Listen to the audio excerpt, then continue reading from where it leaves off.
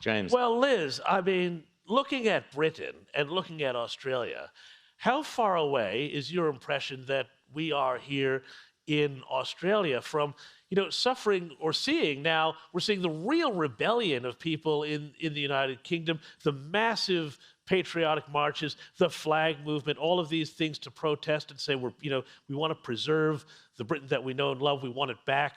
How far away are we, do you think, in Australia from that? And in Britain, is reform, would you go and do something with the Reform Party? So in Britain, it's feeling existential. It is feeling existential about whether or not our country remains like it is or falls apart. That is how bad it is. And people have given up on the main political parties. So Conservatives and Labour are now both about 16% in the polls each, and Reform is on 34%. So there has been a complete... So when I see what's happening here, I think that's where Britain was a few years ago, frankly, that people still have some kind of faith in the main political parties. That has now been lost in Britain because neither party has stood up to the globalist blob. And I talked about what happened to me as Prime Minister, but those forces are very powerful, they're very dominant in Britain, and we are seeing now a popular uprising against them. And our economy is in serious trouble. We're probably headed for an IMF bailout where we are. So things are very, very bad in Britain, worse than they are in Australia. But I think that is a galvanizing force. Can I reiterate, would you work with Reform? Would you get back into politics? I've technically... That's a yes, and that's fine. So, yeah, that's great. I'll take a yes anytime. You heard it here first. I've only been out of politics 1 year, and I don't feel like I've really left politics. I spend all my time talking about politics.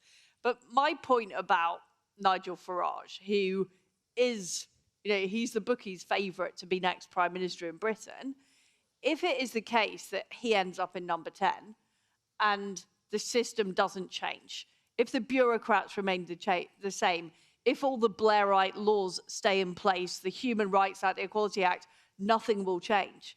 So what my obsession is how do we achieve a counter-revolution in Britain? Because the left have had a revolution.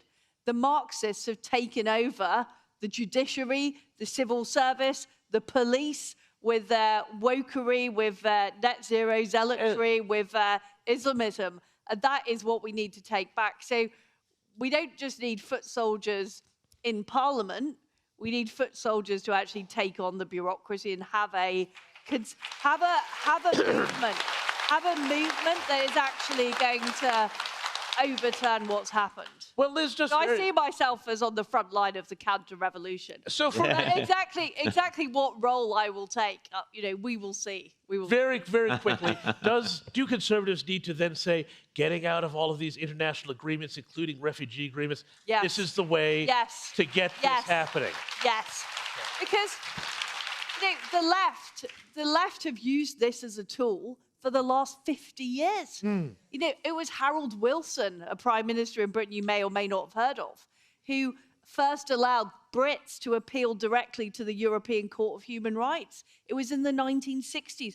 So they've been planning this for a long time, and we've been asleep at the wheel, and we've been accommodating them and saying, oh, yes, we're concerned about human rights. Oh, yes, we're concerned about equality. Oh, yes, we're concerned about these environmental issues. Meanwhile, they've just been taking ground. So, yes, we do. These agreements are not fit for purpose. The asylum agreements, the refugee agreements, the human rights agreements, none of them are fit for purpose. Liz Truss. And they have been tools that the left has used against us. So the left has weaponized lawfare, they've weaponized human rights, and now they're even killing people. I mean, that is how bad it has got.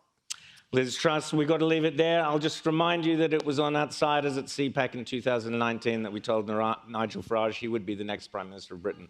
They're just saying that was only 6 years ago. We're always on the money. Liz Truss... You weren't technically right, were you? He wasn't the next Prime Minister. That's right. There you go. We'll see you again soon. Thank you so Very much. good. It's fantastic. Thank you. Liz Truss. Thank you.